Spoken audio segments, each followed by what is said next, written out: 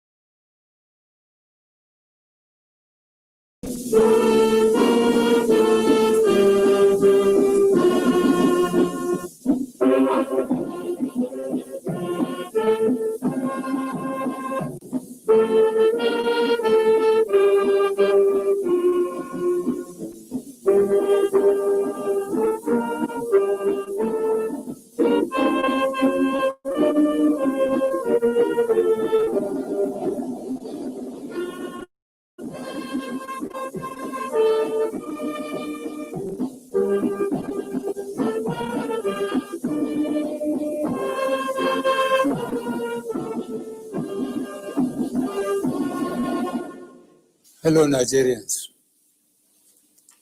It has become necessary for me to address you, having heard from many concerned Nigerians and having concluded a meeting with all the security chiefs.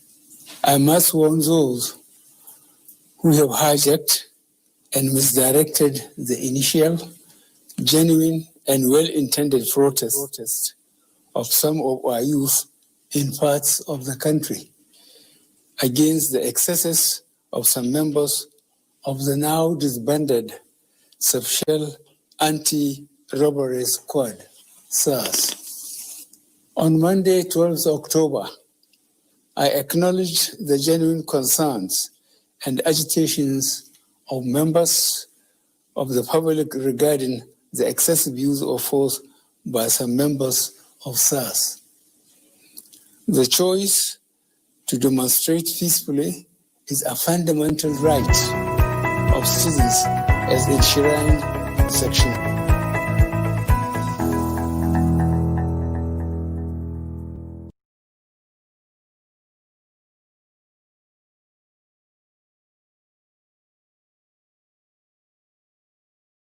And our young people. This is an opportunity for everyone to discuss what exactly we see as a better Nigeria and steps that can be taken to reach that. I would beg of everyone to please ensure that we are able to articulate our responses or comments or requests in a very orderly and respectful manner. That is very important.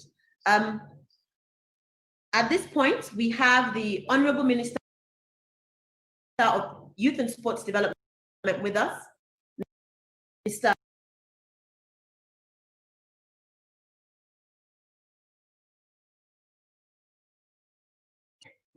Festus Keyamo will be joining us. So, Honorable Minister, sir, you may wish to unmute yourself as you speak with our young Nigerians.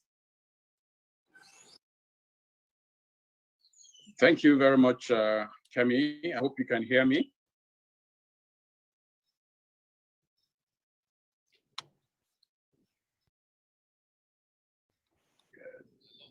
Good afternoon, Kemi. I hope you can hear me. The good ones are very expensive, but they are actually. And let me welcome everyone here this afternoon, the Nigerian youth, but also especially my colleague ministers, the Honorable Minister of State Labor, Festus Keyamo, SAN, and also the Honorable Minister of Women Affairs, Dame Pauline Tallinn.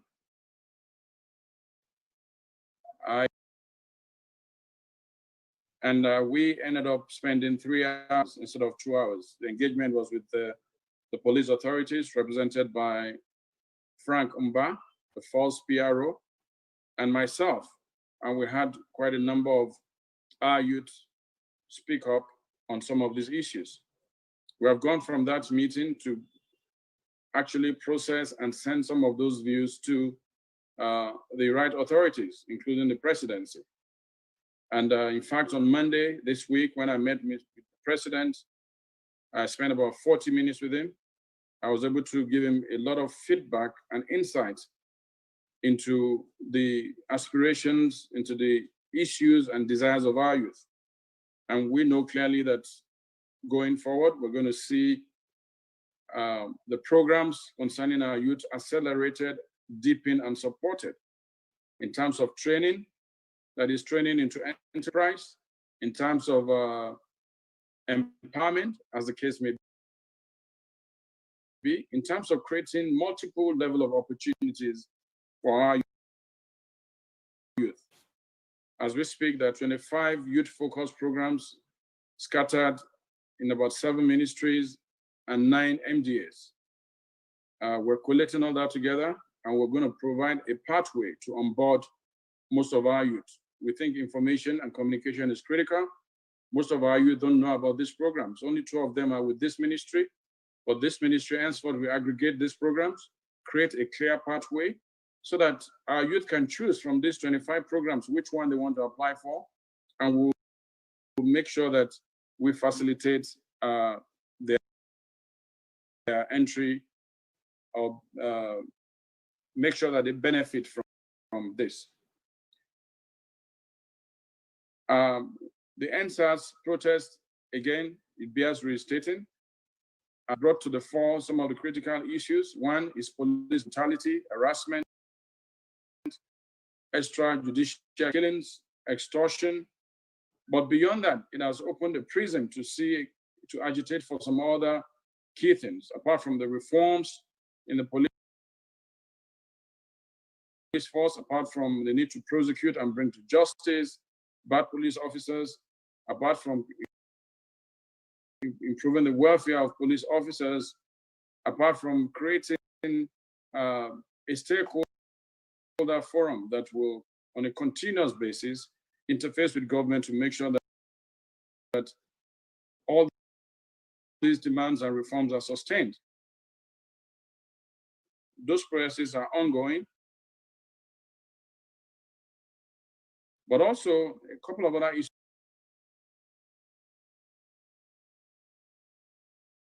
With the youth, engage with the political leaders, and have a meeting with the governors, as the case may be. Reforms in the police are ongoing. We have seen quick step actions. Unlike in the past, the Police Service Commission is working. 36 police officers have been retired. Several others are facing courtroom trials. We've seen governors, almost 11 of them have set up judicial panels of inquiry involving youth and their membership. We've never had this kind of response. And the time for change has come. I want to thank once again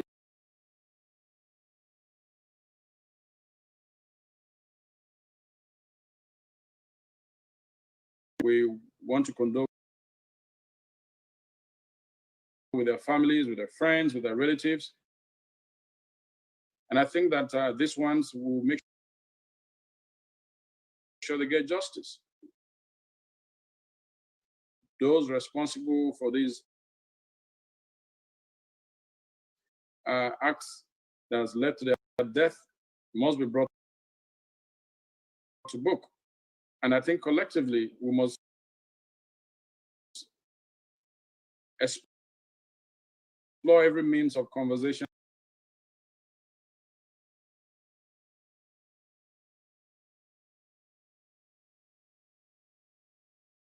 provide explanation and answers, but also take notes and guidance from what the expectations of our youth are, so that those can be input into the policies that we're going to have. So today, with the ministers that are joining me, myself, we hope hope to provide some insight into what's ongoing. We've had the president broadcast yesterday. We've had his fundamental infrastructure and institutions that we need for any 21st century society to survive. So once again,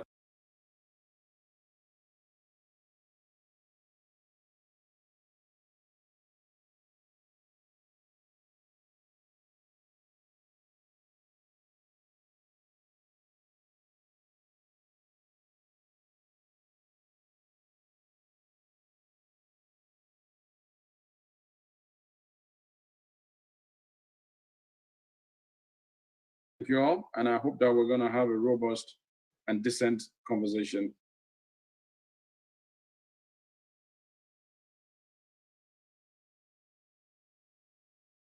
I'd like to invite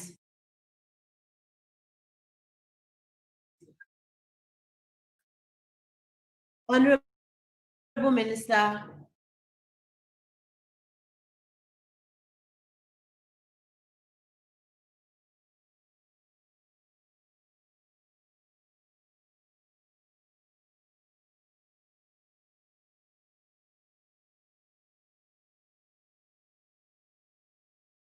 putting words and for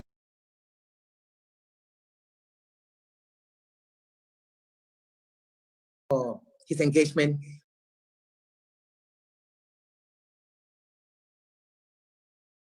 with our dear sons, the youths.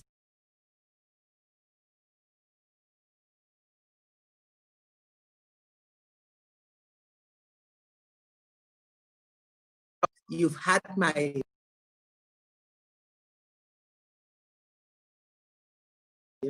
press release day for yesterday and yesterday, and I'm speaking from the bottom of my heart that the best way in every bad situation is to engage more in dialogue.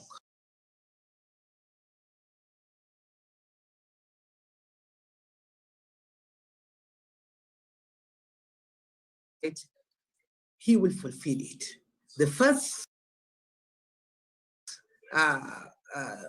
strike on the 11th, 12th, immediately the 5-point agenda was presented to him, he acted promptly. It's unfortunate that other hold rooms and other people from wherever that don't mean well for this country try to hijack the genuine cause that you were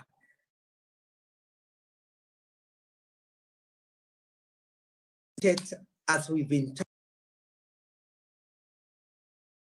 talking with my colleague, the Honorable Minister of Youth and Sports, to join you in solidarity so that we can continue and engage in this dialogue, because dialogue is just the best way to address any crisis situation. And I want to reassure you that Mr. President is a true father. He feels your pains. All of us are really, really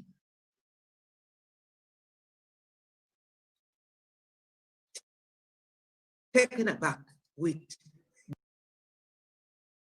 the unfortunate instance that has happened in Lagos.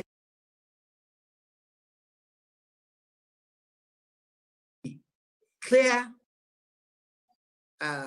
words of Mr. President and all that the Minister of Youth and Sports has been engaging you in, so that you can reason and together we can forge a better course for this country. This country belongs to all of us, and you are the future hope of tomorrow. There will be no Nigeria without our youths, because you are the ones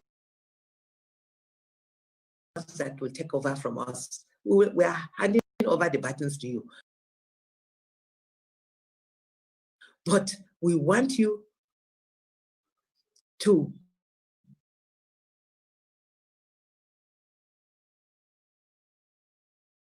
be of good character and address issues appropriately to the benefits of all Nigerians. You are the future hope. We are with you. We feel the pains. We regret and we condemn it in its totality. The loss of lives and what happened at Lekki 3 days ago.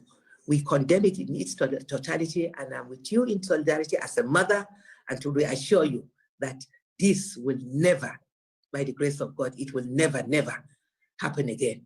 Mr. President has already assured us that the matter will be looked into, and whoever is found will be appropriately dealt with. Once again, accept my condolences, accept my reassurance that we stand with you to ensure that justice is done in all fairness and with all the so many intervention programs Mr. President has outlined in the various ministries and under the Ministry of Youth and Sports. It has never, in the history of Nigeria, there's no government that has put out programs, intervention programs, to support and encourage the youth as this administration has done. And we continue to do it because you are the future hope. The mothers of Nigeria are with you, and I reassure you of this, our position, and I'll stand with you. Once again, I thank you very much for listening, and I pray that we'll keep engaging more on this dialogue to the betterment of all youths and Nigerians. Thank you.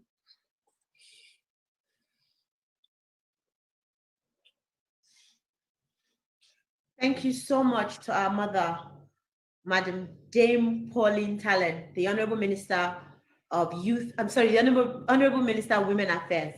At this point, I'd like to call on Mr. Festus Keyamo, who is the Minister of State for Employment and Labor. Please, Mr. Keyamo, you may wish to unmute yourself at this point.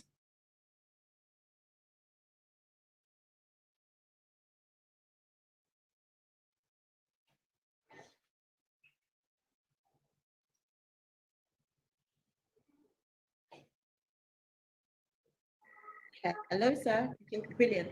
Thank you so much, sir. So can you hear me? Yes, sir. You have the floor now, sir. All right. I missed the better part of the introduction because I think the network is not too good. But I suppose I'm going to give some kind of goodwill message now. Am I correct? Yes, sir. You're correct. Can you hear me? Yes, sir. Okay, You're correct, sir. First, good afternoon, Nigerian youths. Welcome to this platform to be with you this afternoon. The first thing I want to do is to commiserate with all of those families, friends who lost their loved ones in during the recent protest across the country. Heartfelt condolences to the families, and we pray that the departed ones find peace wherever they are. We also want to thank the Nigerian youths, the ones who decided to be peaceful in their protests. We want to thank them for speaking up on behalf of all of us. I was one of those in government. If you look at my thread, my Twitter handle, and the thread of some of my posts, I was one of those who, first of all, in government, encouraged the youth to voice out their disaffection by peaceful protest. Peaceful protest is a right guaranteed in our constitution, and nobody can take that away from you. Me sitting down here, I'm a product of several protests. I'm a product of civil society, and I'm sure you know that. I'm also a product of the human rights community. So in a way, I challenge Sunday Dare on the lighter side that I'm the true representative of the streets, the people on the streets in cabinet. So I want to say that you have one of your own in cabinet who can look after you, who can look at your back, and I will continue to play that role. My friend, my brother Sunday Dare is also a product of that school of thought. So we want to say, first of all, that the initial reason for the protest, which is an end to police brutality and a reformation of the police. The president and commander-in-chief of this country is the real leader of the Sars movement. I want to tell you that, believe it or not, the President Muhammadu Buhari, is the actual leader of the Sars movement, in the sense that the president has been committed to police reforms even before this protest started. The president, like no other president in the past, had decided on his own to overhaul the police force, even before the youth began to speak out. Don't forget that there was the president encouraged and signed into law the Police Reform Act. The president also, about 2 years ago, substantially raised the salaries of policemen, far more than what they were receiving before. All these things are on record. The president also, in his wisdom, signed into law the police trust fund. That is a fund to raise monies, especially, away from the normal budgetary allocations, raise a special fund to cater for the police. The president has been a victim of the police, has been a victim of police brutality. If you remember that when he was in opposition sometime in 2002, the president was tear gassed. He was in ANPP then as an opposition leader. The ruling party at that time, the same ruling party now that are trying to play holier than thou, they sent policemen to tear gas himself and Chuba Okadigbo, who was his running mate at that time. They tear gassed them at a gathering. The president, inhaled a dose of tear gas on that occasion. So the president has been a victim of police brutality, like many of us. And so you cannot say that the president is someone who is aloof or who is not concerned about the reforms of the police. So we want the youths to trust this government. We want the youths to trust the president.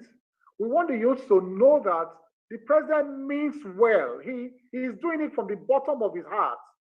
Like he said yesterday during his speech, his address to the nation, the president said, look, that he voluntarily, quickly accepted the demands of the youth because this is a democratic government that will respond promptly to the cries of Nigerians. It's a democratic government. Even there were other voices in some other parts of the country to say SARS should not be disbanded. But the president, in his wisdom, decided to say, look, this is the right way to go, despite pressures from other sides not to disband SARS. Give him that credit. Just give him that credit that he decided to take that step. So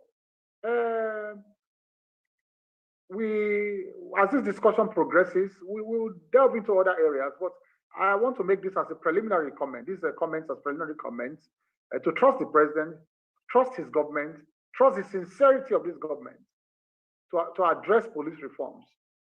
I know that there's a trust deficit between government and the people, but that has always been in the past. It has always been in the past. Give this president a chance to do what he said he wants to do. And I think we'll all be better off for it. Thank you.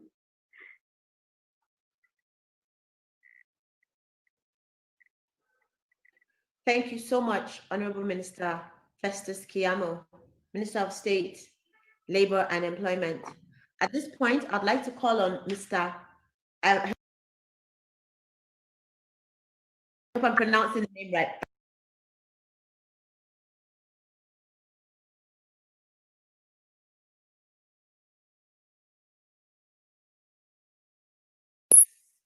Good afternoon, ladies and gentlemen,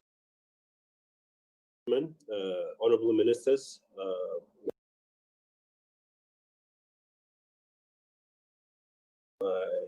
young Nigerians. Welcome.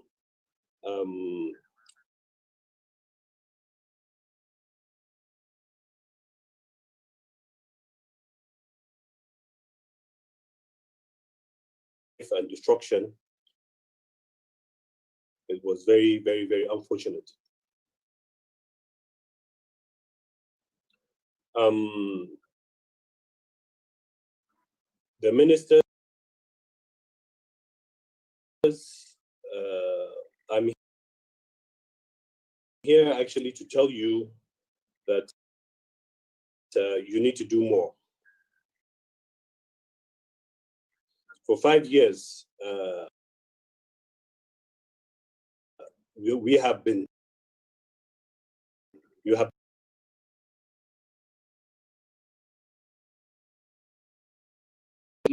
and the protesters made some mistakes, and I hope that in the near future, these things will not happen again.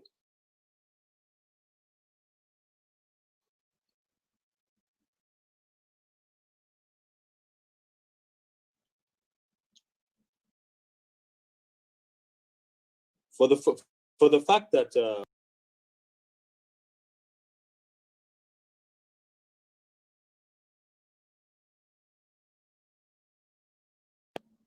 you cannot be begging the president to talk to you when you have voted for him. So I think we should in the next near future,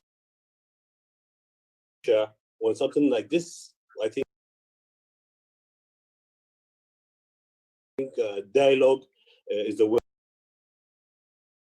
way forward, and speaking faster is better than to wait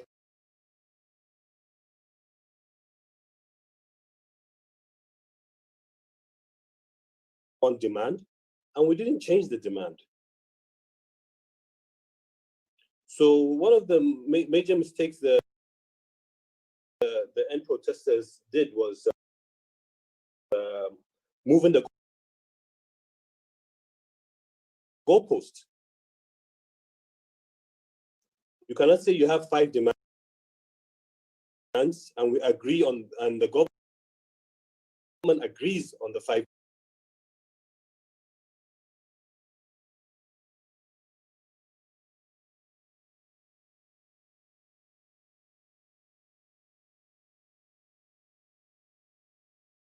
Collected money. We didn't find out until after we finished the protest and everything. Both the opposition and the government were financing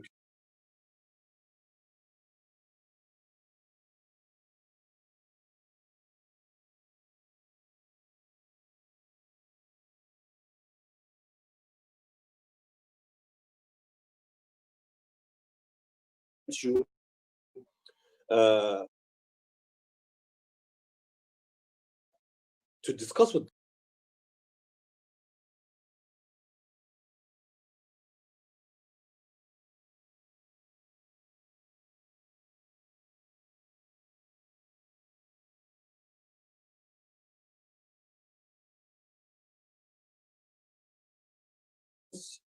in general, the ministers, you can convey this to His Excellency the President. President, his speech was not enough.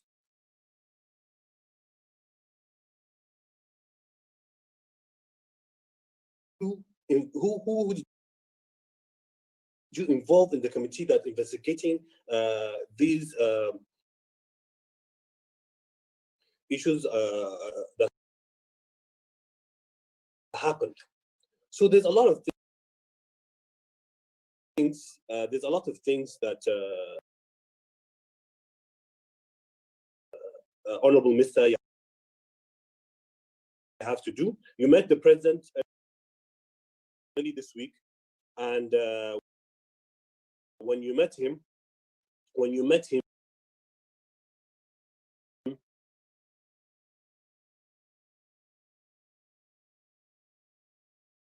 complaining and have been complaining for the last 5 years.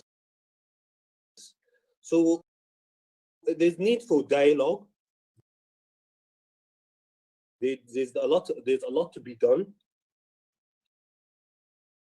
So I'll end it here for other people to talk, and then maybe later on I'll also say a few more things.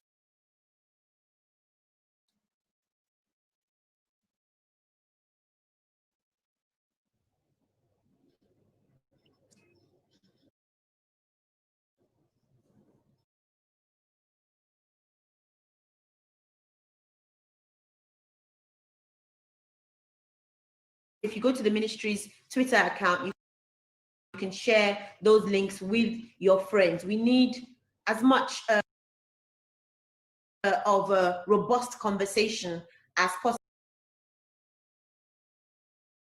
possible. At this point, I would call on David Ibrahim,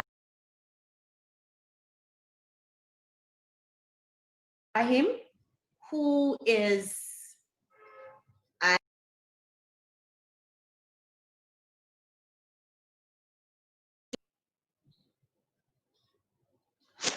Thank you very much. And I want to say this is a timely platform. And I want to say a big thank you to the Honorable Minister for this proactive response. And I would suggest that this should be the beginning of several communication and conversation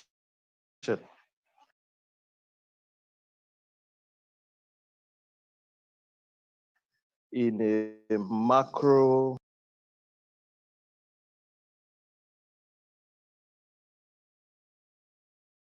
micro dimension.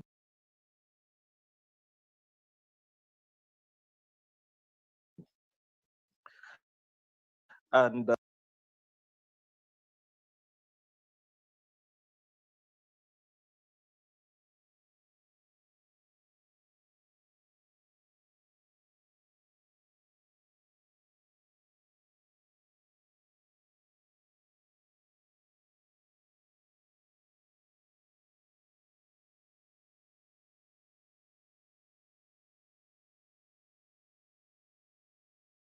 want to give very strong points.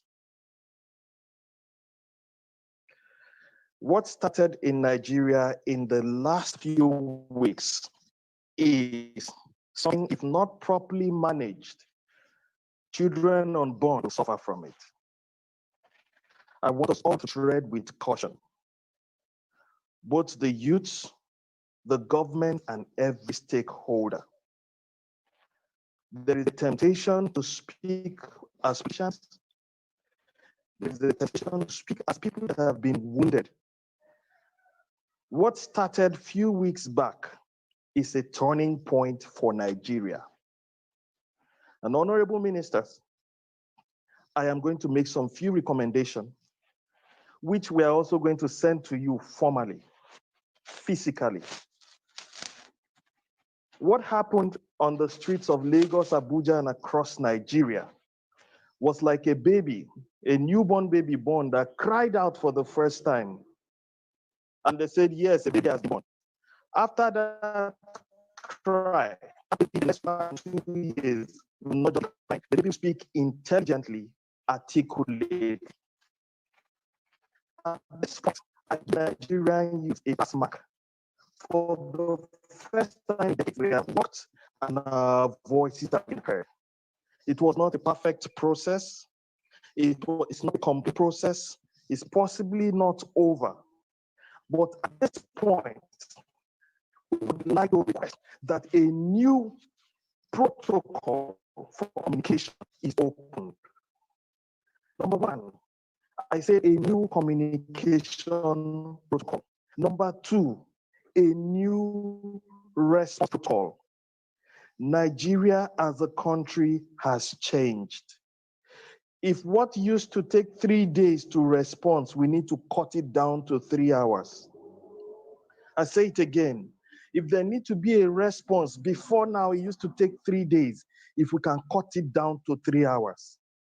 We need to develop a new model for communication, of which we are going to send a proposal to all the stakeholders on this platform, such that when somebody is aggrieved in his heart, that grievances should not be there for 10 years.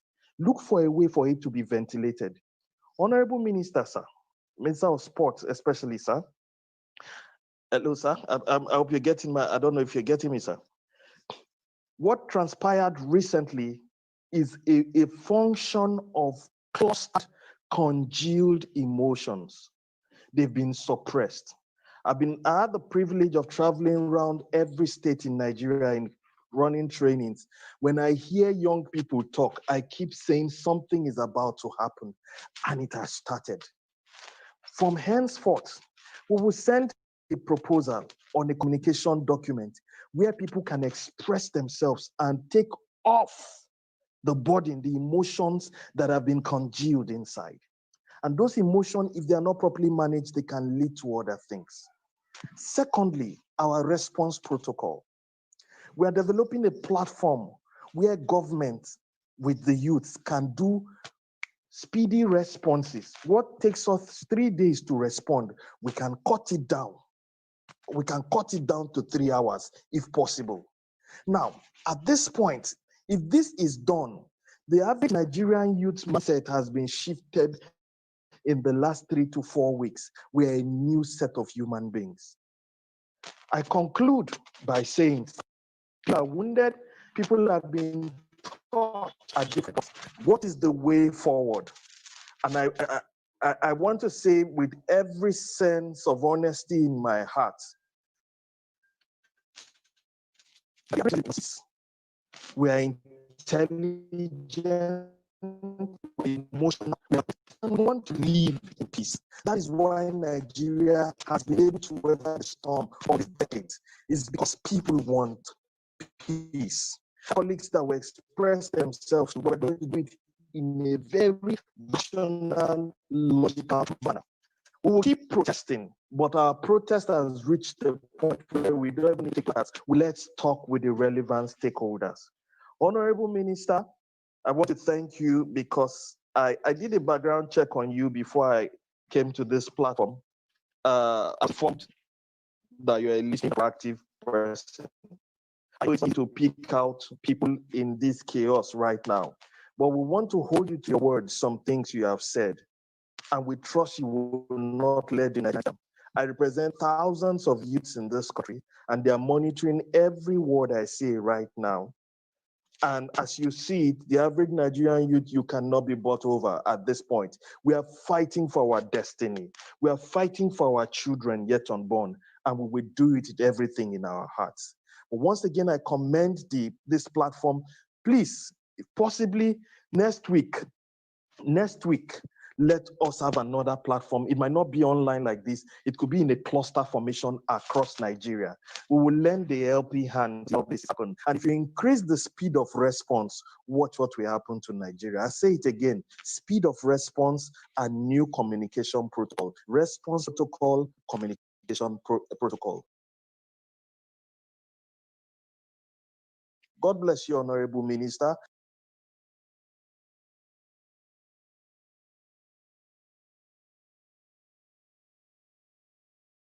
To remind us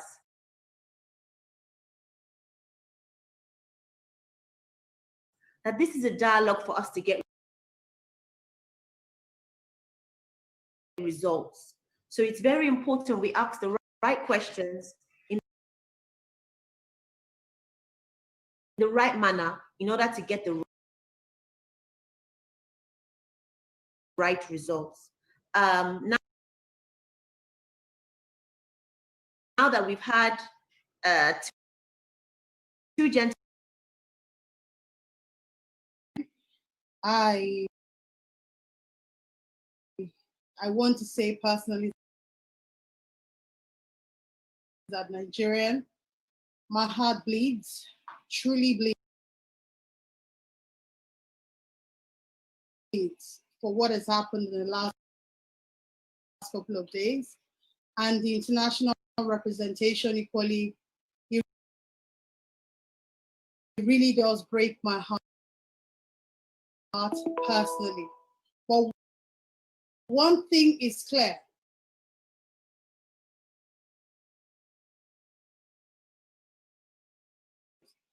Is equally spoken to the exposure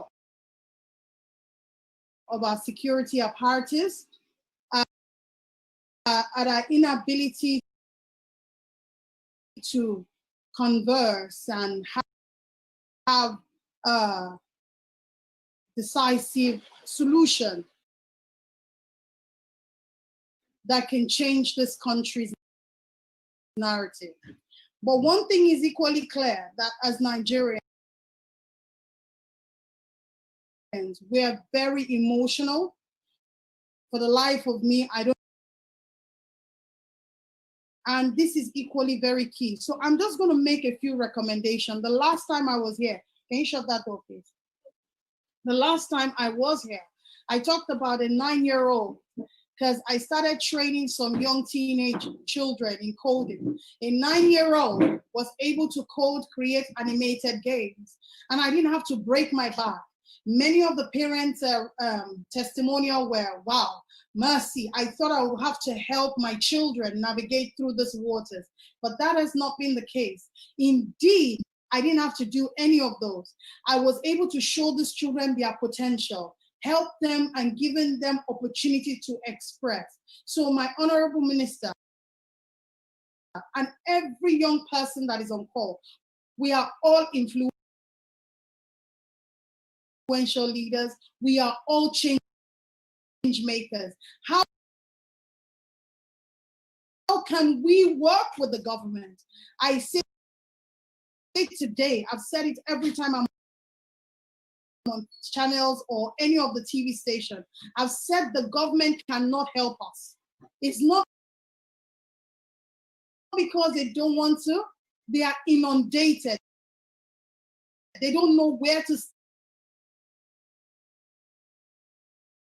start from because the rot started several years ago. So this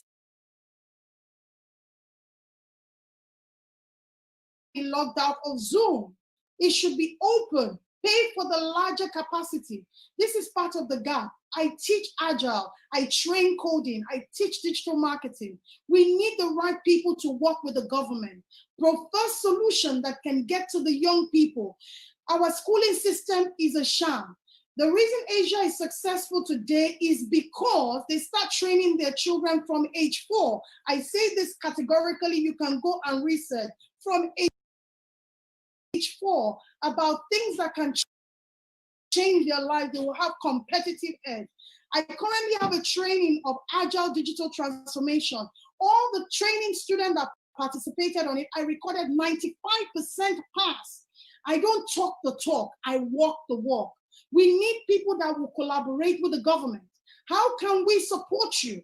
How do you want to reach out? I'm not saying reach out to people that are just noisemakers, people that can make solutions. Personally, I have a growing community of 1,000 people that I support on a regular basis. We need to come together to a round table. This conversation is needed, it's timely. We need to have this on a regular basis. It's not because of NSAS protests. It has to be ongoing. So you can fish those that can work with the Ministry of Youth and Sport to get the right knowledge, the right training.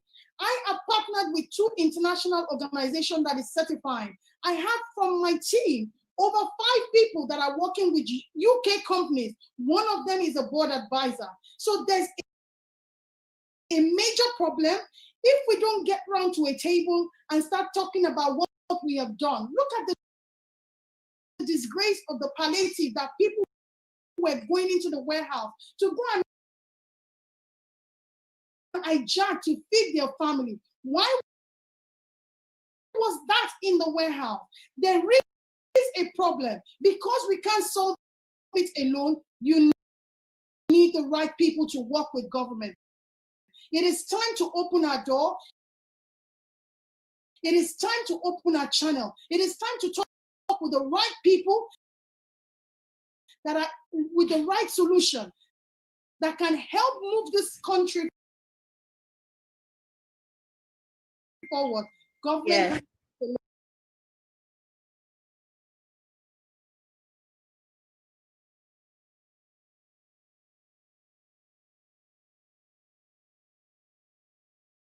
Thousands of Nigerians, not by having 500 or 1,000 people. We want as many people as possible to be involved in the conversation.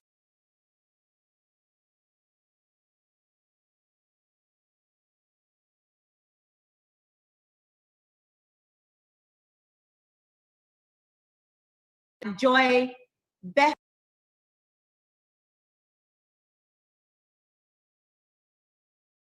I hope I got your name correctly.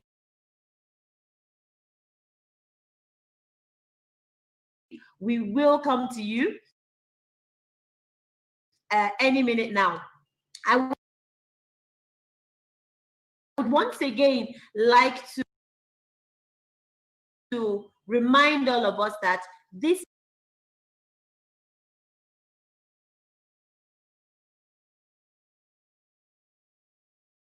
that's what this conversation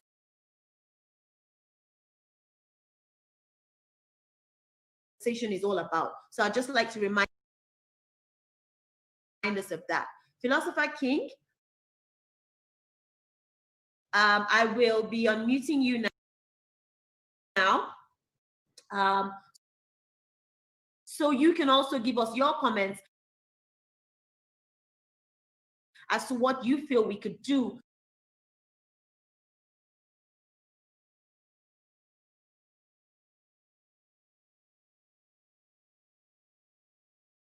and I think this is another development that is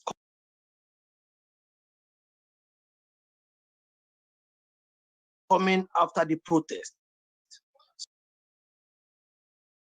So I think the protest or the protesters are surely winning. So they should know that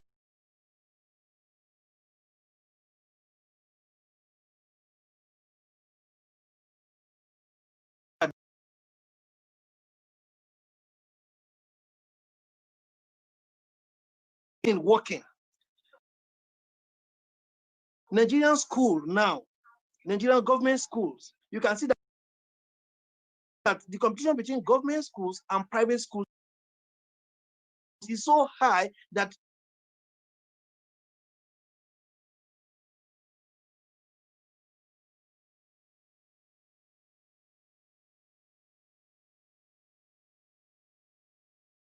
private schools are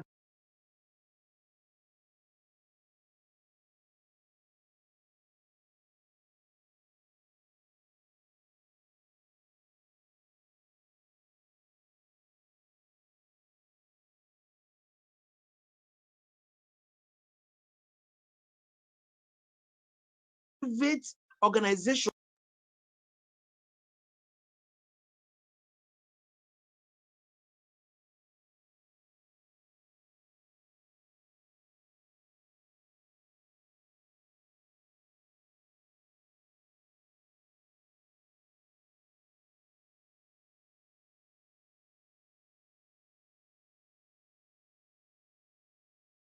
of information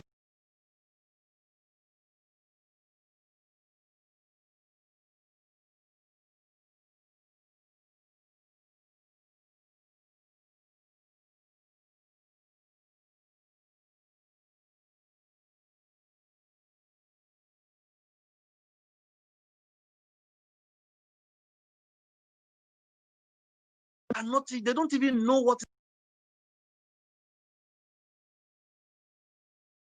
is happening. They don't know what is happening.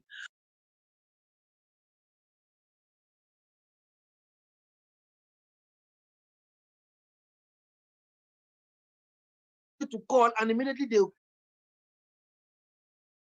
answer, okay, do it this way, do it this way.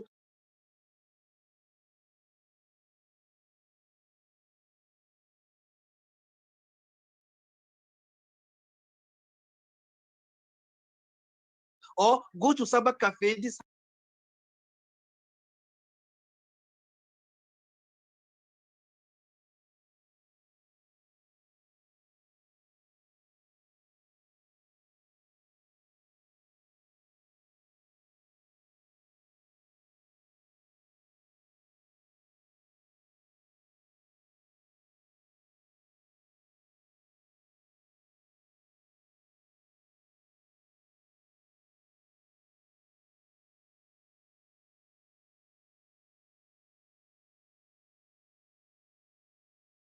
as well as we.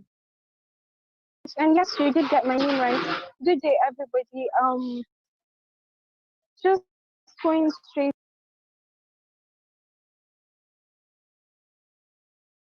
into this, we need to first realize and reaffirm what exactly it means to be Nigerian. A whole lot of us youth, I am a 300 level student of the University of Maiduguri that grew up in the north.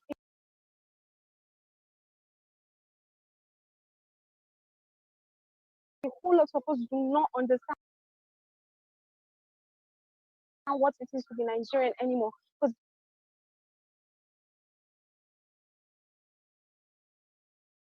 not being spoken out for long. So as the government is also looking forward to being open, more open in communicating with youth, they should also make provisions too for the mental health sector. We currently do not have a mental health bill that is working, because that the present one is archaic and something that has been made for decades ago. So please, that is my contribution today. Thank you. Thank you so much, Joy. Your comments have been noted, and we will definitely, at the end of this call, reach out to you and see how we can work with you to ensure that all of these things that you said are implemented, and to ensure that each of us. Thank you, Joy. I really, really appreciate your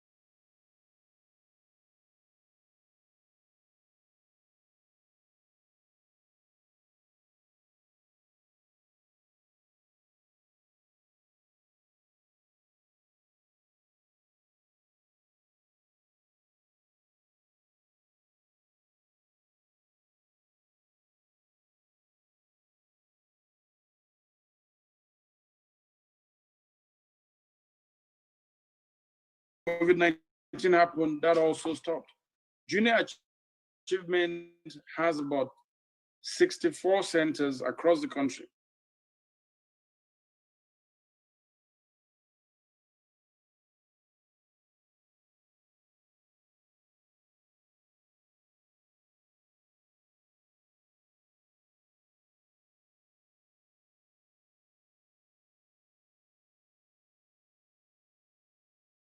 Our youth and then turn them back again into the job market without giving them what they need to be self-starters, work creators. The model now is an end-to-end model. We train that will lead you into enterprise or entrepreneurship. We provide starter packs, we provide finance for you to start off. And that is the whole essence of the Nigerian Youth Investment Fund, to invest in the innovative ideas and skills of our youth. So we're matching training with entrepreneurship. And that way we're able to lift most of our youth out of unemployment and poverty, as the case may be. Jobs, government jobs are disappearing so fast. And we realize that our youth, they're innovative, they have great ideas, they can build enterprises, and we need to support them with the needed finance, because without the needed credit and finance, that won't happen. Now, Ambassador David Ibrahim, you spoke at length. I may not be able to mention everybody's name, but I'll just take the issues and respond. I think that the idea of quick response through government is very important, but also not all issues can be quickly responded to. Let me take the gamut of demands that have been provided, 5 of them, as we have. Some of them will need administrative response, and there's a timeline for that. Some of them will need executive orders response. There's a timeline for that. There must be the drafting, the legal work. But some of them will need legislation. And that means they have to go through the executive, then taken to the National Assembly, both the Senate and the House of Reps. And that will take time too, because these are processes you cannot really, you can accelerate them, but you must give them time so that whatever they put together will stand the test of time when it comes to legality and within the rule of law. But then, my understanding is that some of these demands, they're the demands that we can meet now, and they are being met. They are the demands that can be medium term. They are demands that are long term. And I think government has a clear understanding. Just working with some of the youth, we've been able to demarcate that, the ones for now, the ones for short term, and the one for medium term. Police reforms, for instance, will take time. And that process has begun. We just have to be vigilant to make sure that that process goes through. The disbarment is now, and that has happened. Prosecution and bringing to justice the guilty is a process that has to be in a continuum, and that has already started. I listened to some of the takeaways I have is that we need probes to occur, we need prosecution, and we need justice. 36 officers have been retired. About 7 have undergone ordinary trial. Ogun State Governor has listed about 11 that will be tried for violations during the protest. Lagos State Governor this morning has also listed over a dozen, and we want to expect that with vigilance, we get every state to do the needful so that we can have quite a number of these people come forward to account for what they've done. That is part of the demands of the Nigerian youth. That is what the Nigerian government and the President Muhammadu Buhari has committed to. First, to ban Sars, which he has done. 2, to make sure that you have a thorough investigation of the killings that have occurred in the past and during the end-SARS protest, to bring the book those that are guilty. And that process is ongoing, but it's going to need vigilance on our part. Let me also speak to what Bafa said. Bafa, I heard you loud and clear, and you come from a background of just working with people, both young and old, and your development perspectives are well known. And I think the loss of lives, very regrettable, very regrettable. Like I said, we're going to make sure we get justice for every youth that lost his life.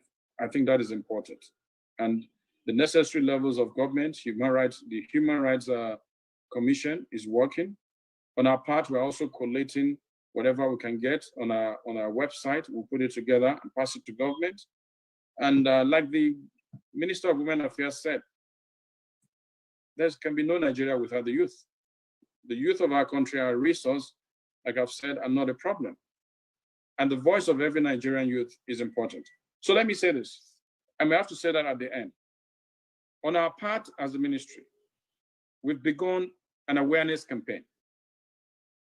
An awareness campaign that is rooted around the issues and the aspirations of Nigerians, so that constantly both the youth and those in power are reminded that this is the kind of Nigeria our youth deserve and want. These are the issues that need to be met. Constantly is held up before us as a mirror.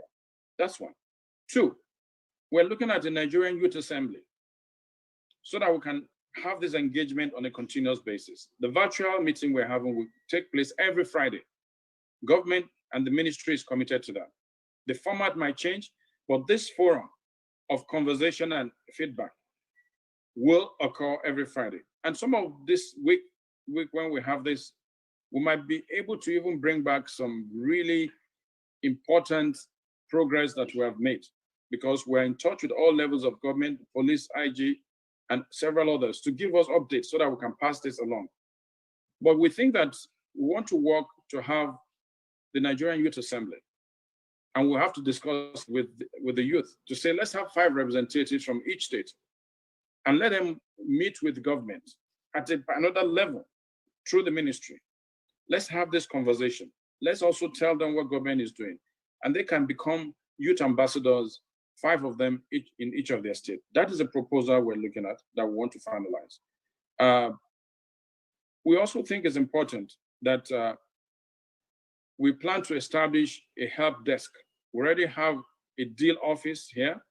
The help desk will be important because the youth can now call in directly or email or do WhatsApp to find out information. What opportunities exist? How do I apply? In which ministry? In which department? We have 25 different youth focus programs. Like I said, they're in several ministries and agencies. Most people don't know this information. I must agree. Of the 25, only 12 of them are under our ministry. But then we're in the process of making sure that the implementation process, the information, the database that is needed is also domiciled with us, so that through the help desk that we have on multiple platforms, social media platforms where our youth play, the help desk can help provide information. For those that can't come in directly, you could call, what is the website? I have a problem applying for this, and we can get necessary guidance.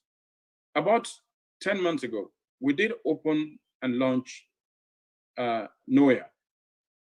Of course, during COVID-19, we stopped work on it. That is the website. It is the Nigerian Online Youth Assembly. Realizing that most of our youth are normally online, we said the best place to meet our youth is online. So we set up the Nigerian Youth Online Youth Assembly, NOYA. And NOYA is simply an aggregator website. It aggregates all opportunities, both within government, private sector, and the international community for our youth.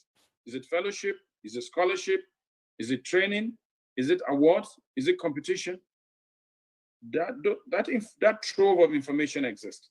But then, unless our youth apply themselves to this website and these opportunities, they cannot benefit from it.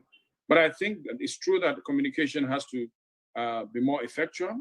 We need to also develop multiple levels of information dissemination. So if you don't get it from your social media platform, you can get it from our website. If you don't get it, you can call our help desk. But then in a deliberate way, even as a youth, you must in a deliberate way search for this key information so that it can empower you. I think I'll leave it at that so that others can contribute. And then when we're about to wrap up, I can speak in more definitive terms. Thank you very much.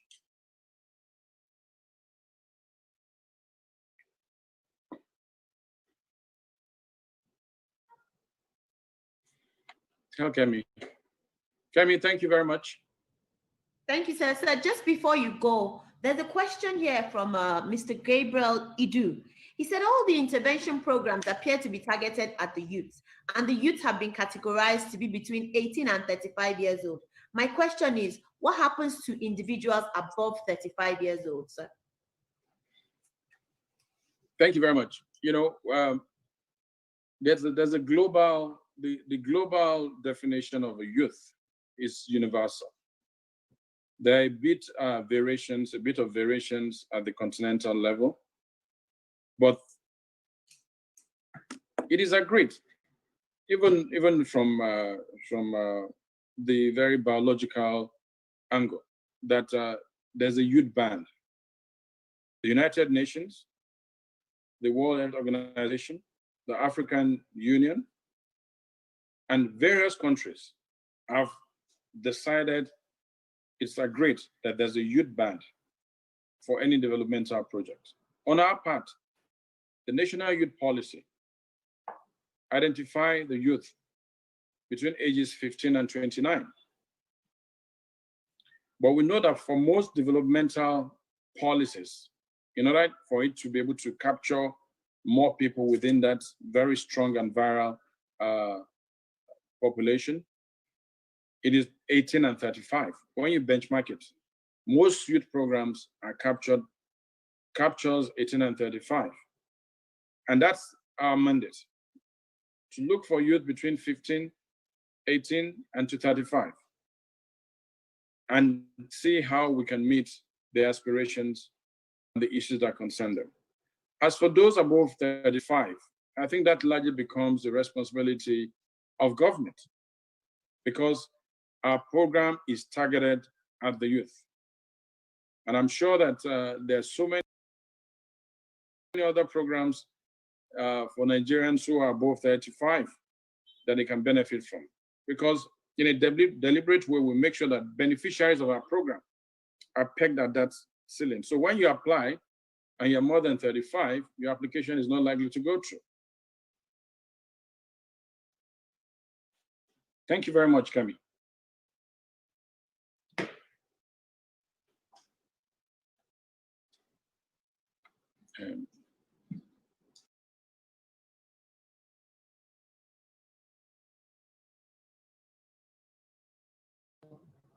Hello, can you hear me?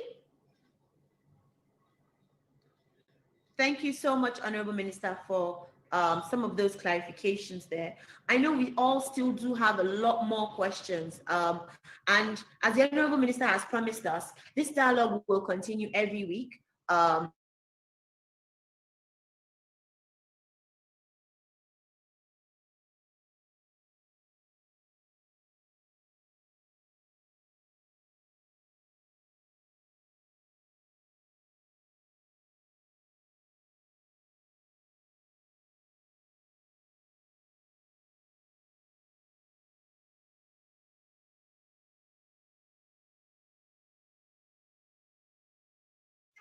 Many apologies for that. I believe I went offline for a second or two, but I think I'm back now.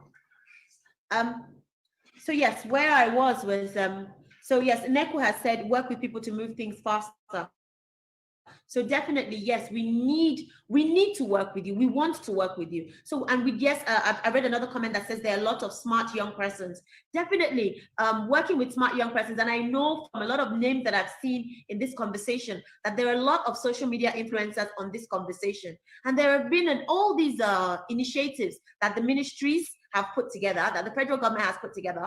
A lot of us have highlighted that we've not been able to get to these opportunities, haven't got to us. We haven't got that information. So the onus is upon us as social media users and social media influencers to ensure that if there are any good messages out there, we take it upon ourselves to ensure that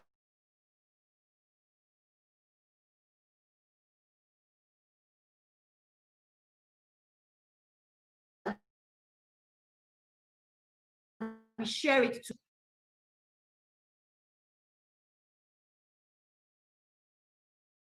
message of opportunities, job opportunities, training opportunities, entrepreneurship opportunities, funding opportunities, scholarship opportunities. We need to share that with ourselves. It is very important. I promised a young lady called Chloe that she would, or Cleo, sorry, that she would have the opportunity to speak. So Cleo, you may wish to unmute yourself and let's hear what your comments are on how we can do this together. Hello, everyone. My name is Oyinkansola Adeni. I'm living in England. I've never set foot in Nigeria before, but I'm hearing everything over the internet and it's absolutely heartbreaking and disheartening. I would like the government to do something about youths from feeling like this. And since my mum told me in the future I'll be visiting Nigeria, I would like to see everything in that country. And youths like myself can't feel like this because our parents, our uncles, and our family are from there. And I'm scared because of Sars and everything going on. SARS and everything going on. It's heartbreaking. I don't know when I'll get to set foot in Nigeria. So my dad is a professor in Nigeria. He's Dr. Abiodun Adeniyi. So I'm scared for his life because he lives in Nigeria. I'm scared because of SARS and everything, and it's just heartbreaking, really. And thank you. Thank you for this opportunity. I don't know what to say. I'm still bamboozled to say with what is happening, but with everything being said by the Honorable Minister and every other person that have contributed, I just want to say thank you, and we are looking forward to the recommendations to be put in place. Thank you very much. Thank you so much to Cleo. Cleo, we are working together to ensure that Nigeria will be a place that you would love to come to. I also actually grew up in England myself, and I've come back to Nigeria to give as much as I can to Nigeria. We're working together to ensure that we do that. And Cleo, definitely, it would be amazing for you to come here. Just a second, please. Okay, so the Honorable Minister of Youth and Sports Development would like to respond to Cleo. And Cleo's mom, thank you so much for helping Cleo to get online and for expressing those feelings. We really appreciate you. Honorable Minister, sir, you may wish to unmute yourself now, sir. I just wanted to quickly respond to Cleo. I want to thank the mother for making sure that Cleo gets an opportunity to interact with us. I want to tell Cleo that really your pain about being scared of SARS is actually legitimate. But I think that what should be comforting is that this country is now confronting finally the SARS menace by disbanding SARS, but also bringing to justice several of the police officers in SARS. So there's the sanity creeping back in. The deficit in trust that is there is getting breached gradually. I want to tell you, Cleo, this morning, that a better government and a better country is possible in Nigeria. And I think the process of renewal has since begun. But with the protests we've had, that process of renewal will be accelerated. So I want to encourage you, Cleo, that a better country and good governance is possible in this country. And that process is already afoot. The president is committed to it. Work has started on the part of different levels of government, including ministers. And I think that I want to encourage you that you'll be proud very soon to visit Nigeria and you will not be scared of SARS. Thank you very much. Thank you so much, Honorable Minister, sir. I hope, Cleo, that's laid your fears to rest. I do have a number of people that have private chatted me that they would like to speak. To reduce that. Sorry, please mute the Honorable Minister.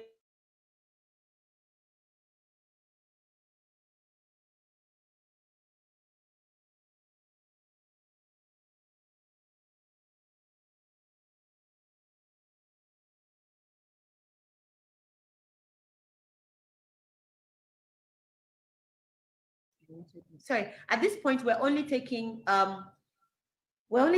young men that are under 30. So at this point, I'd like to invite Blessing to speak.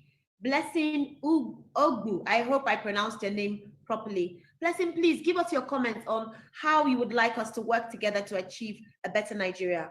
Blessing Ogbu, please unmute yourself. Hello, Blessing. Everybody. First of all, I want to thank everyone for all the ministers for all they have said so far. Concerning moving forward a better Nigeria, I think one of the major issues we haven't addressed yet is the issue of religious on stability in this country. Because if you've looked at the internet from everything that's been happening, as young people, in a way, we tend to find a way to make everything become a religious problem. And this is not so. I feel like the government needs to put in more effort, and individually as persons, we need to put more effort into the fact that when we fight for a struggle in the country, whether it be in the north, in the south, or in the east, or anywhere it is, it's not because this particular region is predominantly one religion. It's because we want a better Nigeria for everybody, and then an issue is not targeted at one particular religion or one particular region. So I feel like this whole thing, no matter how much we put in place, if we don't settle the issue of religious instability, we're not going anywhere as a nation, because we're still, the one way or the other, the elites up there still try to use religion to divide us down here. And as young people, we shouldn't grow up with that. We need to find a way to create more awareness to people, to young people like us, to let them know that, okay, we are humans first, we're Nigerians first before every other thing. So we need to have more awareness on religious interfaith tolerance and all of that stuff. So we need more effort on interfaith tolerance to actually get all these things working. Okay, Blessing. So that's an awesome comment from Blessing. So interfaith tolerance. We need to understand that we are all one. Christian, Muslim, Buddhist, whatever, whichever way you believe is the way to God. That doesn't stop us from sharing the same skin color. And even when we don't share the same skin color, we're all human beings, and everybody does deserve a good quality of life. That would like to speak. There is a question here about the structure of the Nigerian police, and I might help our ministers by letting us know that our ministers are not the police, but they will carry this message to the police and assist in getting an answer for us. So, Mr. Idong Ikpewe, Mr. Idong Ikpewe, are you still there? Okay, yeah. So Mr. Idong, okay, there we go. Please do give us your contribution, sir. All right. First of all, a big thank you to you and the Honorable Minister and all the youths. First, I'd like to express my thoughts towards the president's speech yesterday. I don't think that speech was comprehensive enough. I don't think the president really showed the kind of remorse the youth would have loved to see. And considering the nature of things, I mean, I don't agree with that speech. I don't know who wrote that speech. That was not a good speech. And also, in situations like this, I know he's the president, but we elected him, he's serving us. What is wrong for the president to stand and address the nation? Like sitting down to address the nation doesn't show respect.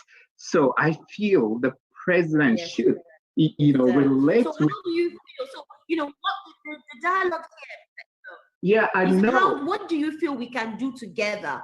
So I'll tell you what we can do together. I'll tell you what we can do together, but before we say what we can do together, I need to tell you how I feel. So we move from there. Well, what we can do to move Nigeria forward, it's very simple. Communication. Communication is the key. The president should be addressing the nation, especially now, on time, at least weekly, giving us updates on what is happening. He needs to talk to us. That is one. Then two, we need to be able to reach out to our representative whenever we want to reach out to them. For example, you want to reach out to your senator. You can't even email. You will send an email. No one responds. Ministry of Youth, I mean, I'm happy to hear this. I have sent an email to your ministry on different occasions. No response. You can name all the ministries. Now, most times these emails you're sending, it's not as if you're asking them to do something for you. You just emailing to ask, what can I do? Oh, can we do this? Can we do that? No one responds. What do they do in the ministries? I feel the Honorable Minister of Youth and Sport, this help desk you want to set up in your ministry, I think it would be a good idea to relate with other ministries and see if they can do similar things. That will help. Then secondly, we can have a nation when the university is struggling. We have to look into the university. We are struggling. How many of the industries in Nigeria will be willing to employ graduates from Nigerian university? Right now, as I speak with you, other universities abroad in the UK, they are learning from home. Nigerian universities, the students are home, they can learn. So what would the ministry do to ensure that even in the midst of the pandemic, students can be at home and learn? How would the president, how would the government help to ensure that at least all Nigerian youth in Nigerian public university should own a personal computer? They need it. It's not a luxury. They need a computer. Then also in that country, we need internet. They need internet, because all these things, I'm sure a lot of them would have loved to join, but they don't have the network to connect. How can we fix that? Then also another major problem in Nigeria is we don't even know how many we are. Now, this is where the banking sector, the GSM companies can come together. We've been doing SIM card registration, we've done BVN, all these things put together. How can we use it to know exactly what population we are and where each person lives in that country? Because you can't even trace people to their houses. If you can trace them to their houses, how can you give them development? So we need to think about that as well. Okay. And finally, the honorable ministers, all of them, they should try to be reaching out to the young people, respond to phone calls, respond to emails. This will really help. That is the only way the people can know that you have them at heart, that you are representing them. And with that said, I do think a lot of things will change in the country. Thank you. Thank you so much, sir. So the conversation there was more about ministries' emails need to start working. There needs to be better communication, and there needs to be better communication, and we weren't too happy with the president's speech yesterday, and for the fact that he was sitting down. At this point, I'd like to call on our mother, Madam Dame Pauline Talon, the Honorable Minister for Women Affairs, if she's still in the house, and if she'd like to, if she's been listening to us, and if she'd like to speak to some of the things that our young people have said.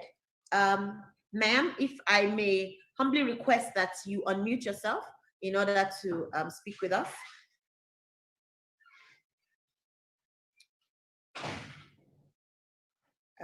Okay, we are trying to get.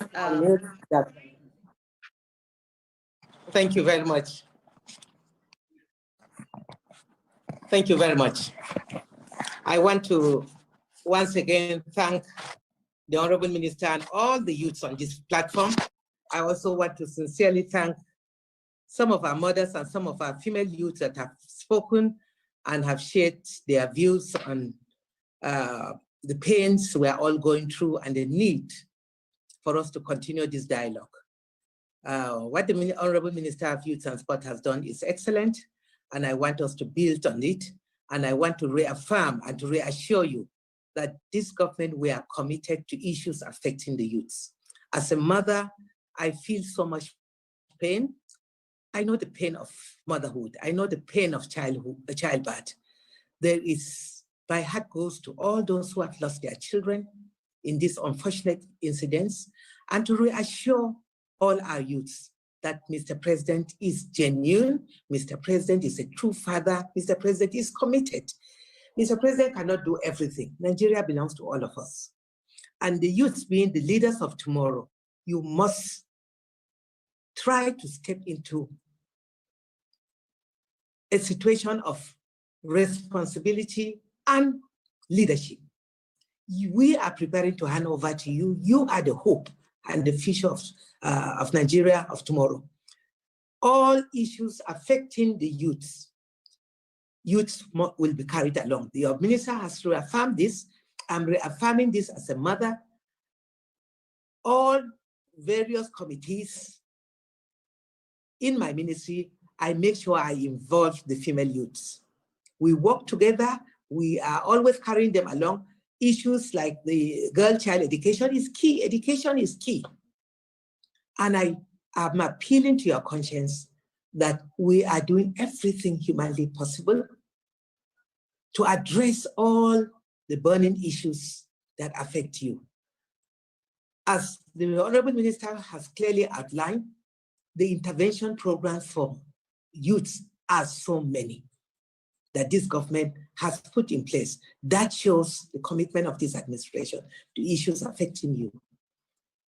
We are committed to carrying you along, but we need to dialogue more. Even the Nigerian Civil War ended up on a round table. There is no better way to address issues that are hurting other than sitting on a round table, talking and communicating through this dialogue. And when it's necessary, we will still arrange to meet you face to face where we can discuss more. But believe in everything that the Honorable Minister has said. He is genuine. Mr. President is genuine. I vowed to reassure you that as a mother, we will remain committed and genuine. We're doing our possible best to reach out and to answer all the demands. I know it can be frustration. It can be very frustrating when you try to reach out and you cannot get anyone to answer. This, we have listened and very clearly. I want to assure you, we will continue to do our best to answer you, to address issues when you call out or when you send emails. The minister, myself, and will pass this message to all other ministers in the various ministries. We remain committed to issues affecting you. And as a mother, I am fully committed and reassuring you that issues affecting youths must always be on that table. Thank you. Thank you so much, ma'am. We really appreciate your words. I'd like to call on Onofe Oshevire to give his comments now, please. Onofe Oshevire, you may wish to unmute yourself at this point. Okay, thank you very much. Thank you very much, distinguished ministers, standing on the existing protocols. I celebrate the convening of this youth town hall meeting. Am I being heard? Please, all right then. Now, going straight to the point. As a youth ambassador of the African Union for Agenda 2063, and an active participator in the Sars protest, I will have you know, my honorable ministers, that your good intentions are well understood. But in the Kaduna of 21st century, good intentions alone are not enough. I would like to communicate the perspective of young Nigerian youths. The perspective is very clear. First of all, Nigerian youths no longer see ourselves as the leaders of tomorrow. For the future in itself, it's not a place we are going. It is a place we create. Tomorrow starts today. So I assure you, sir, we are the leaders of today. While we are still speaking, I will have you know that underground, the National Working Committee of the Youths have been constituted. We are putting together what we call the Independent Youth Charter. And in the coming days, we'll be communicating with the ministry and the minister as how 1 million Nigerian youth voices will be collated into a strategic policy document, a step-by-step action plan of what we expect of the government. You must come to terms of this fact. I first and foremost want to let you know that the youth of Nigerians and this leadership in the current generation, there is a communication gap. But our youth minister mentioned some valuable points that I want to amplify. You gave us statistics, empirical data of those who have been brought for suspects for the SARS crimes. In our president's speech, there were no empirical data, but that is not the bone of contention. The bone of contention is how we can come to a formidable way forward. This is the truth, sir. When you're dealing with our generation, below 30 youths, we have been trained to a mindset of empirical data. For example, the average youth understands what you mean by how many number of Facebook likes or what a picture does. When the government disbanded SARS, we all agreed that it was a valuable step, and we acknowledge the government for that. But we did not see any empirical data to support that fact, unlike what our honorable minister is just giving us. For example, our honorable IG called all the SARS officers back to Abuja. There was no number of people who had reported to Abuja before it changed to NSWAT. There was no empirical data showing the pictures of the ex-SARS officers who have been reformed or who have been psychologically evaluated. You must understand that this cry that united Nigerian youth is a cry of pain, requiring justice. And justice is not money. Justice, you must present. This is what we are doing. These are the suspects. So the first thing is the communication gap, and that we are going to bridge. That we are going to bridge with the Independent Youth Charter. So, Honorable Minister, sir, the National Working Committee is coming together, and we are putting together the views of 1 million Nigerian youths for the Independent Youth Charter. We'll be communicating with your office shortly. But secondly, we are also emphasizing that in any further communication, to further bring down the tensions, we should communicate proactive data of those from state to state who have been handed over to the justice system to appease the cry for justice, to appease the emotions of Nigerian youth, to appease the national cry. It is a wake-up call, and the Nigerian youths are putting together our national structure through the Independent Youth Charter, and we are going to be communicating shortly.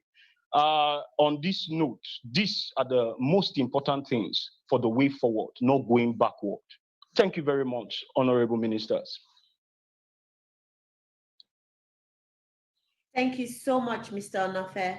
That was truly amazing. Now I'd like to call on Favor Forever. Favor Forever, I'm just going to try to locate you so that you unmute yourself. We do have a number of hands up. I will try to get to everybody.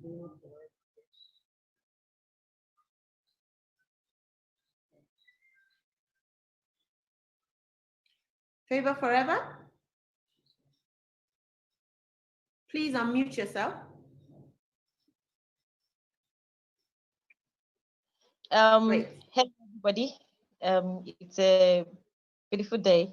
I decided to put up a smile first because I feel it's something that could relieve us of the stress and all the emotional traumas we've had lately. Well, I stand on the existing protocol. I want to say thank you to the Honorable Minister and dear Mama. I was glad when I heard her talk, as a mother, and also, I said on a series of platforms that I've been on that you don't have to be a mother before you feel the pain, of someone being aggrieved, of losing a loved one, or what is happening economically in Nigeria. Well, I want to go to a different perspective. Everyone has spoken excellently well. Even from what point everyone has gathered here is enough manual for us to use. And that's where my point is driving towards this afternoon. You buy a new equipment, you always have a manual, and the essence of the manual is just to guide you on how to use it, especially if you've never used such before. Now, I'm going towards a party now because listening from previous talks, no one really particularly dwelt on the plan, the party, the existing party, prevailing party. We can't shy away from the fact that this is a democratic nation. we are in democracy currently in Nigeria. We are not under the military rule. Now, APC came on board, and I'm sure there is no party in federal, any government that will not have a blueprint of what their plans are. Now, they came during the manifesto, told us a series of things. And I want to suggest that somehow, during the course of activities, we might forget. Now, if you begin to use a particular equipment and you get used to that equipment, you may forget that at some point when you get hooked, like, why is this equipment behaving funny? You might forget that you need to go back to the manual to see maybe there's something you're missing out. Now, what am I saying? Let APC go back to the blueprint where they started from, their promises, particularly for the youth. Now, the blueprint is such that they can decide to revise it. They can decide to amend, they can decide to add. Now, let me add this humor to it. The Honorable Minister said it's a deliberate attempt that there's a restriction on age limits for youths that would, partake from series of programs, laudable programs they have for the youth. I want to believe that he would go back and make provisions for youth from 35 and above. So I trust you will do that. You make provision for people like that. So now I think it would be good if APC, the ruling party, goes back to the blueprint and make provisions. And I always say, I just said recently on another platform in Lagos State that there is so much that the youth can gain from this economy, from this present dispensation of government. If only they are enlightened, if only they are educated. Now, there's so many, the Honorable Minister talked about series of programs, and I was like, for me, I was just hearing them from the first time. And I began to ask, how come I didn't hear about this? How come I didn't even tell people I know that would benefit from it? How come I didn't pass the message across to them? And I'm beginning to wonder what is happening. And I think we need to sensitize them, go to the grassroots, let them know what the government is offering them. They are angry. Nobody's saying they shouldn't be angry. Convert the anger, the energy, rather than being destructive. Convert it, bring it. If the government is asking for dialogue, nothing stops you from coming. Yeah, someone is giving you a blank check, then come. Let's table it together. I believe we need to reorientate the youth. Everything is not about being angry and being destructive. Permit me to use that word. It's painful because now it has turned out to something else. Now, jobs have been lost. Series of jobs have been lost as we speak today. Now, if the government decides to call off life goes back to normal. Some people cannot resume back to their offices. We are all aggrieved. I am also a party to end Sars, but now it has turned out to something else. If they have been reorientated, if their mental psyche had been that, no, this is what, let's have a focus, this is what we are fighting, and don't let us go beyond this. The protest will not be hijacked. So let APC go back, let them go back to the blueprint and see what they can do. Thank you very much.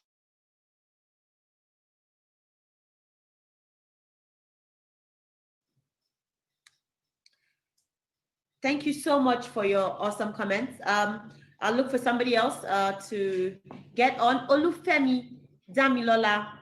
I'm trying to unmute you now. You may wish to unmute yourself. Olufemi Damilola.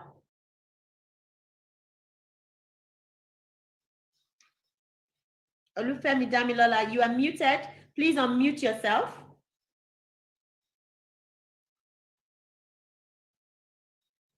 Okay, I think Olufemi is struggling to unmute himself.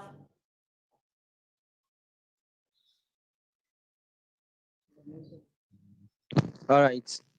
Okay, there we go. Olufemi, please do Good give us your afternoon. comment. Good afternoon. Yes. I appreciate this opportunity and I thank the Honorable Minister of Youth and Sport. My contribution, everyone has spoken well, but the area I'm concerned about is the communication aspect. Seriously, as a digital media person, checking Twitter yesterday and this morning, there are a series of conversations between the youth in the sense that the religion and ethnicity thing is something that we should really, really tackle. Fine, end SARS, it has really destroyed so many things. It has lost life, and it is our prayer that it won't happen. But just like the minister said earlier, there will be a help desk that will be provided very soon. But my concern is that once the help desk is available, the ministers and the ministry should just work towards responding to those messages. This is digital media world. We understand the fact that the minister might not be able to attend to those conversations, but we are very sure that they have competent hands that can assist them in doing that. And just like Onofe has said, we should look into these things, and just like the conversation of everyone, I really appreciate this platform, and I hope it will continue, just like the minister said, every Friday. Thank you very much. Thank you so much, Mr. Olufemi Damilola. Okay, so we continue to move through the raised hands, and then we'll take a few more, and then we'll go back to the Honorable Minister to respond to us. Georgina Bellu. Georgina Bellu, if you would like to unmute yourself.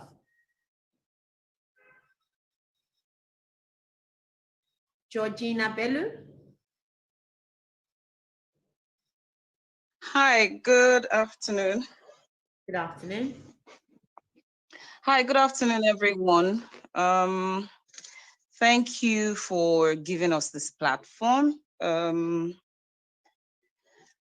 I just want to say thank you, first of all, to all the young persons who participated in End SARS. And by End SARS, I mean the people who genuinely came out and protested peacefully, because it is very important for us to clarify that the people who protested for the 10 or more days this was on were peaceful. I was part of the protest, and not once during those protests did any violence occur that was caused by the protesters. It is very important that the narrative is cleared, because there's been a lot of there's been quite a number of attempts to change the narrative. Now, I am first a Nigerian before I am Christian, or I am Igbo, or I am Yoruba, or anything. And it is important to put that out there. Now, I'm going to talk about a number of things.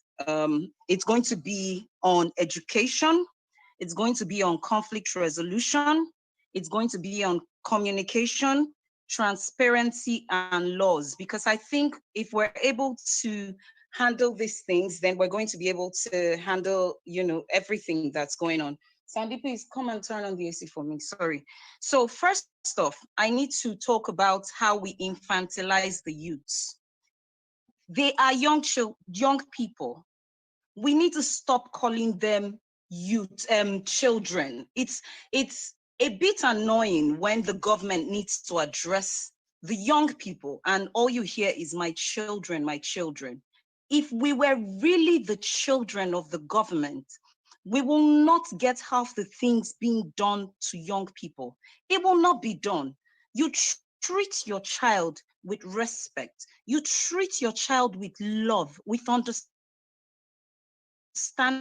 If you say we are your children, and yet you get your police people to fire tear gas and water cannons, to beat people, and to have all manner of brutality go on, you can't say I'm your child. You're probably treating me the way colonial masters treated my ancestors. So I will regard you as a colonial master. I will not call you my father.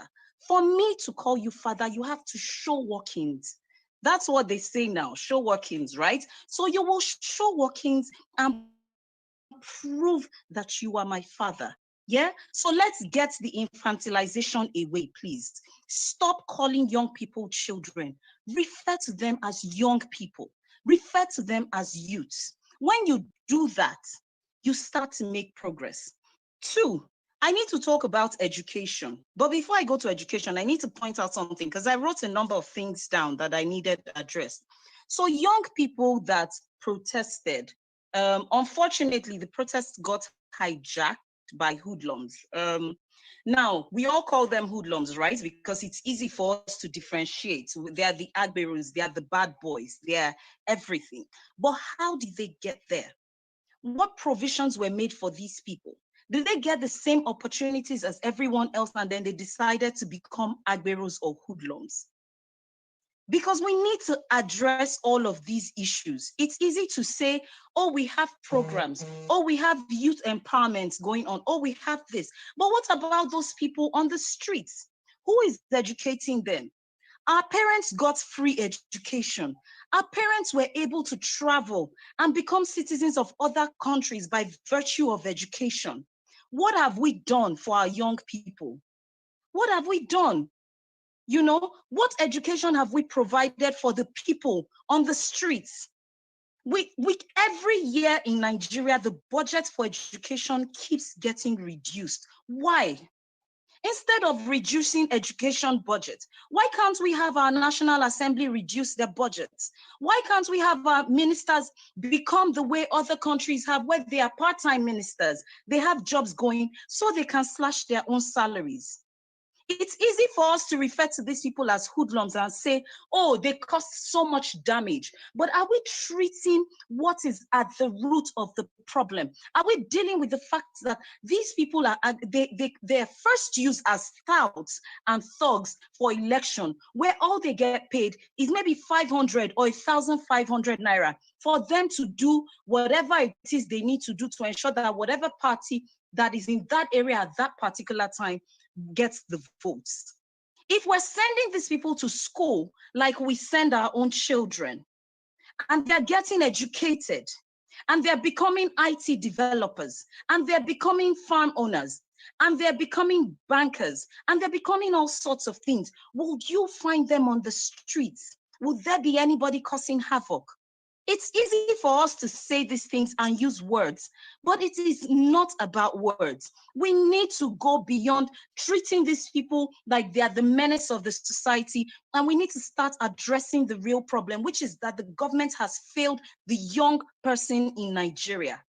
Let us start with correcting the budget for education and see if there'll be no change. Let us start by getting the necessary textbooks that these people need. Don't even provide them job opportunities. They will create jobs for themselves because they are confident, because they know what they've learned. They know what they have. It is that simple. So all of this talk of youth empowerment, of bringing keke napep, of bringing pure water machine bags, of bringing sewing machine, for me, I see that as keeping the youth suppressed. And we cannot continue to do that because we are on a ticking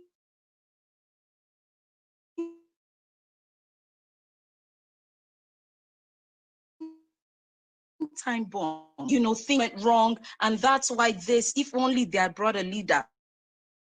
It's easy to say, but for all the times our parents protested, for all the times our grandparents protested, and they had leaders, what came out of it? Was there any lasting change that we can point to, that the younger people can point to? There's none. They don't even teach history anymore. People don't even know what is going on. Now, for laws, I would advocate that the process of getting justice is faster. The Lagos state government brought out a list of people that were being prosecuted, and that's great. But some of those cases were as far back as 2012, 8 years. People 8 years ago justice. People who died in 2020 get justice. When will they get justice?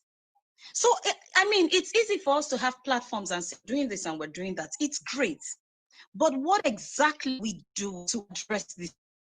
Because if someone has gotten justice from 4 years ago and all that, I don't hope that I will get justice in 2020. It's that simple. Now, I'm going to address something that the Minister for Youth said. He said they've agreed to get justice for those who died. Okay, I would like to know if the people who died include the people who died at Lekki Kwito. The government is on and is saying, oh, nobody died. Oh, nothing happened. That's great. But I watched 5 streams on that day. I watched 3 live streams where shooting went on. I watched somebody die on camera. Yeah, government has a good propaganda going on and it's working. What the government understands is young people, not the young of yesterday.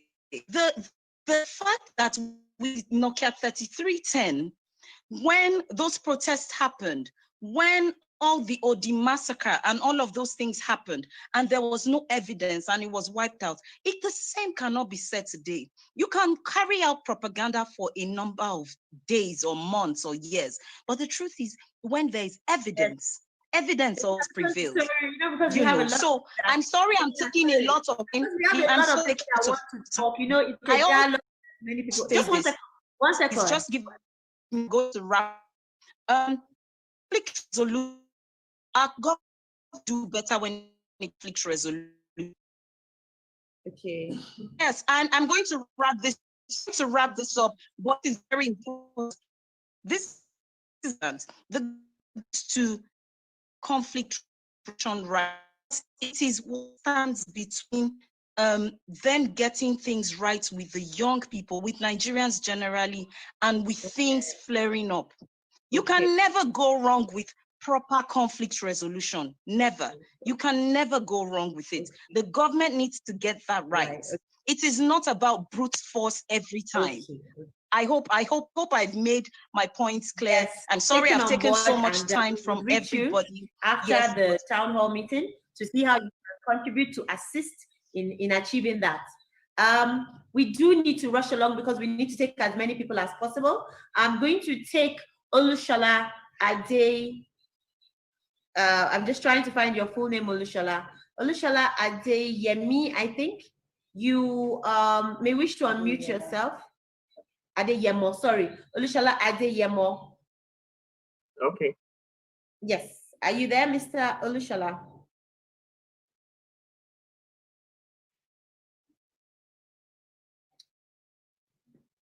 He's muted again.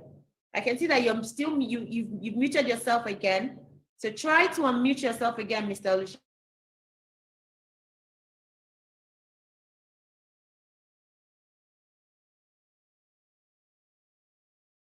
Getting to Mr. Olushola, and because we do need to get. Can you hear me now? Okay, we can hear you now. Yes, please, your comments, please, Mr. Olushola. Yeah, thank you for this platform. I also stand on all existing protocols and also in support of everything everyone has said so far in the group. Let me also commend the effort of the government in setting up this platform. Personally, this is one of the things I've been clamoring for. With governance, and at this age and time, there is that strong need for engagement. And I think even for a lot of the things that have happened in the last few days, one of the key things that came out was that need for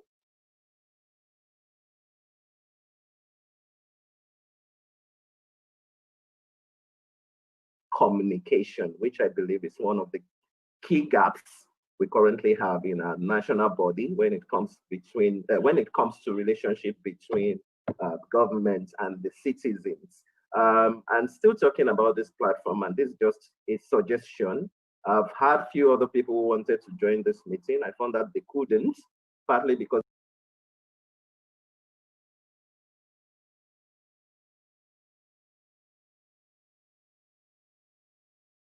there is a limit. Imagine what happens if we are having this kind of platform and it's being televised, it's on the radio. People who don't currently have access to Zoom can probably call in and also have their voices heard and also engage in the debate. Because by the time we start doing this,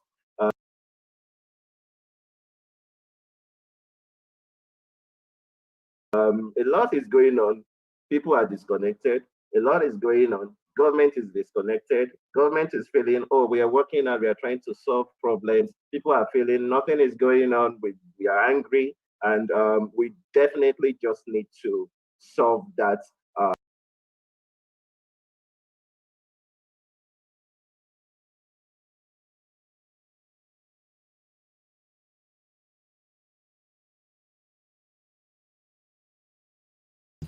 All right. At this point, ladies and gentlemen, this is when we want to bring to a close our coverage of the virtual town hall meeting put together by the Ministry of Youth and Sport Development for young people in this country. It's been a wonderful deliberation, but at this point, we have to go now. And we'll come back later on to talk more about this. And I hope you'll be available to join us later tonight. Thank you very much. My name is Atwitu. Do have a wonderful day. Bye.